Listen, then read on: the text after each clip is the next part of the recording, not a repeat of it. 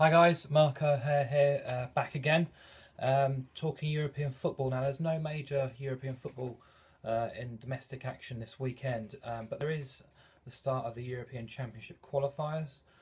So I had a look through the coupon and picked out two bets actually, I think, which caught my eye, which I thought you might be interested in, and I thought I'd share for We Love Betting. So we're going to start with Monday night and Austria's game with Sweden. The first thing I did actually on the European Championship qualifying coupon was go into this match and check out what the price is on both teams to score. Surprisingly, it's odds against, and it's something which I'm going to put up first as a both teams to score bet. Austria-Sweden, peculiar price too at 42 to 41. It's not one you often hear a lot, but it's on my list of things to back this weekend. Why? Well, let's look at Austria to start with. I think they've really come of age as a footballing nation again in the last 2 seasons or 2 years, 2-3 years. Coach Marcel Koller's been there since 2011, so there's a bit of continuity and stability around the team too. They do try and play an attractive, counter-attacking, high-intensity, fast-paced game, and they've started getting rewards for it too, with plenty of positive results. And they've not actually reached the European Championship without having to qualify. Well, with having to qualify. Of course, when they hosted the competition, is the only time they've ever competed in it. So they're really out to try and end that record this time around. And the current group of players, there's plenty of positives and plenty of feeling that they can go and do it this time. They're in a group alongside Russia, Sweden, Montenegro, Moldova and Liechtenstein. So with the European Championships extending this time, they've got a real chance, and they'll look to get off to a good start. But we're looking at both teams to score here. So let's look at the trends for Austria. Let's look at the past 2 years. They've scored in 16 of their last 21 games, kept 8 clean sheets in that time.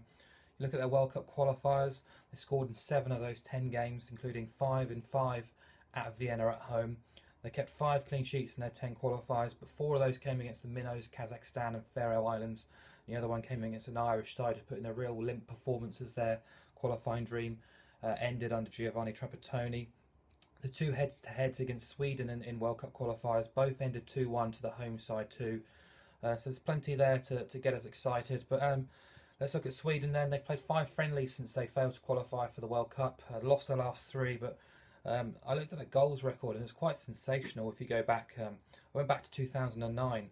They played 61 games since 2009, scored in 50 of those games. The most notable clean sheet in the past 2-3 years is against France in the European Championships in 2012. As well as that, friendlies against Iceland and Ireland recently, which, you know, it's not great, is it? Only kept 3 clean sheets now, 14 games too. They are playing tonight. I'm recording this on Thursday in a friendly, but I'm not going to read too much into that. 4 of their 5 away World Cup qualifiers featured both teams to score. 19 goals in those 5 games for Sweden as well, including that stunning 4-4 draw away at Germany. Both teams averaged 3 goals or more in their games in the World Cup qualifiers too. So odds against, I think that's definitely a bet and a price to look at, Austria and Sweden. And I just wanted to mention Greece as well, because they play Romania on Sunday night. Claudio Ranieri is now the new coach of Greece after Fernando Santos left after what was deemed a very successful World Cup. They reached the knockout stages and very almost the quarter-finals too. I'm a big fan of the Greek team. I love a team who can overachieve with what they've got at their disposal. Greece are certainly one of those teams. They've only lost 4 of the last 30 competitive games, including the World Cup. And I really believe if Fernando Santos was here in charge, they'd be odds on to beat Romania this weekend. They're not. They're 21-20.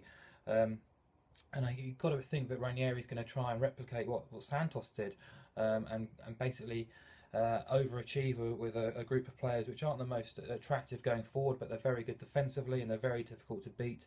But you look at the Greeks' home record as well, absolutely stunning. I went back to September 2002, and in competitive games, Greece have won 25, drawn 4 and lost 3 at home.